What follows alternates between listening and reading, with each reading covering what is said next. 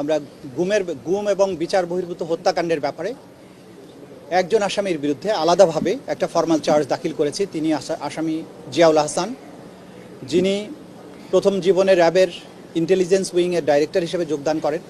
পরবর্তীতে তিনি র্যাবের এডিজি অফিস হিসাবে দায়িত্ব পালন করেছেন। পরবর্তীতে ন্যাশনাল টেলিকমিউনিকেশন মনিটরিং সেন্টার NTMC-তে দায়িত্ব পালন করেছেন।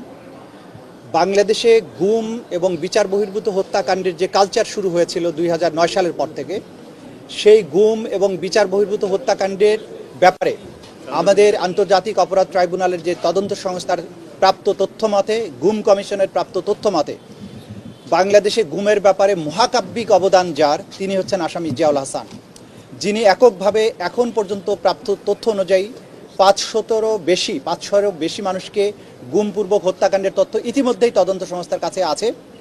আরও তার বিরুদ্ধে নানান প্রমাণ প্রতিনিয়ত আসছে, যেটার ব্যাপারে তদন্ত চলমান আছে। আজকে আমরা তিনটি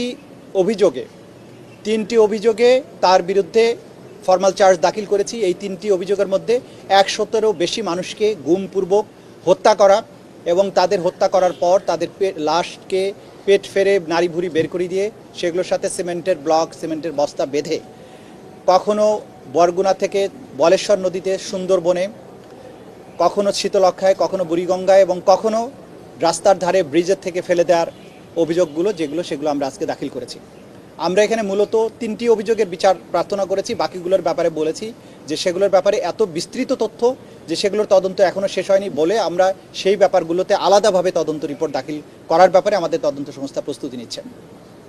প্রথম চার্জটা হচ্ছে গাজীপুরের র্যাব অফিস থেকে টঙ্গীর দিকে যাত্রা করে রাতের বেলায়, তারপর টঙ্গীর থেকে ডান দিকে একটা রাস্তা আছে, সেই রাস্তায় গিয়ে বিভিন্ন জায়গায় থেমে রাতের আধারে থেমে যেখানে একটা নদী বা খাল পাওয়া গেছে সেখানে থেমে একজন করে ভিকটিমকে চোখ হাত পা বেঁধে নামিয়ে তাদের মাথায় গুলি করে তাদের লাশকে ড্রেনের মধ্যে বা নদীতে ফেলে দিয়ে আসা হতো। এইভাবে তারা হত্যা করতে করতে ভৈরব ব্রিজ পর্যন্ত গিয়েছে এবং তারপরে রাত শেষ হলে আবার ঢাকায় ফেরত এসেছে। এই অভিযানে মোট 3 জনের ব্যাপারে আমরা অকাট্য প্রমাণ পেয়েছি।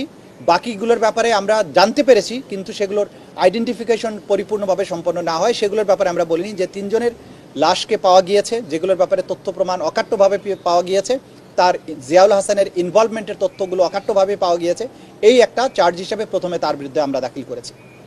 দ্বিতীয় যেটা হয়েছে, ঢাকা থেকে এবং সারা বাংলাদেশ থেকে বিভিন্ন রাজনৈতিক ভিন্ন মতাবলম্বী মানুষকে গুম করে ঢাকা থেকে তাদের বিভিন্ন মাইক্রোবাসে করে, বিভিন্ন গাড়িতে করে, জিপে করে, ডাবল ডেকারে করে চোখ হাত পা বেঁধে বরগুনার চরদুয়ানি নামক একটা ঘাট আছে, সেই ঘাটে নিয়ে যাওয়া হতো।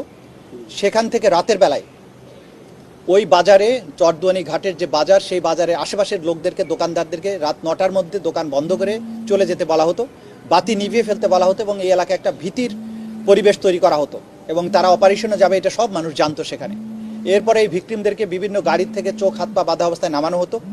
তারপরে সেখানে ট্রলারে করে, মাছ ধরা ট্রলার, আপনারা জানেন বরগুনা সুন্দরবন অঞ্চলে সমুদ্রের জেলেরা যে সমস্ত ট্রলার ব্যবহার করে, এই ট্রলারে করে বিভিন্ন সময় তাদেরকে গভীর চরদুয়ানি চরদুয়ানি যে ঘাটটা সেটা একটা খালের পাড়ে, সেই খাল থেকে ট্রলার প্রথমে বের হয়ে যেত বলেশ্বর নদী থেকে সেটা আবার ড্রাইভ করে নিয়ে যাওয়া হতো সুন্দরবনের দিকে, বঙ্গোপসাগরের দিকে। সাগরের মোহনায় গিয়ে এই অসহায় ভিকটিমদেরকে এক এক করে ওই ট্রলারের খোলের মধ্যে থেকে বের করে তাদেরকে ট্রলারের পাটাতনের পাশে নিয়ে এসে মাথায় বালিশ ঠেকিয়ে গুলি করে, মাথায় বা বুকে গুলি করে হত্যা করা হতো। হত্যা করার পরে কমান্ডো নাইফ দিয়ে তাদের পেটগুলোকে চিরে দেওয়া হতো। চিরে দেওয়ার পরে তাদেরকে পেটের সাথে এবং পায়ের সাথে সিমেন্টের ব্লক, সিমেন্টের বস্তা, ইট এগুলো বেঁধে দিয়ে ভিকটিমদেরকে সাগরে বা নদীতে ফেলে দেওয়া হতো, যাতে এটা লাশগুলো কখনো ভেসে না ওঠে। এভাবে এখানে 50 জনকে হত্যার ব্যাপারে আমরা চার্জ দাখিল করেছি। বাকি আরও 3 শতাধিক মানুষের এই একই পদ্ধতিতে একই জায়গার থেকে যে হত্যা করা হয়েছে সেগুলোর ব্যাপারে তথ্য আমাদের কাছে এসছে, কিন্তু বাকি সাক্ষ্য প্রমাণগুলো সংগ্রহ বা সেগুলোকে ফর্মালাইজ করার কাজটি চলমান আছে।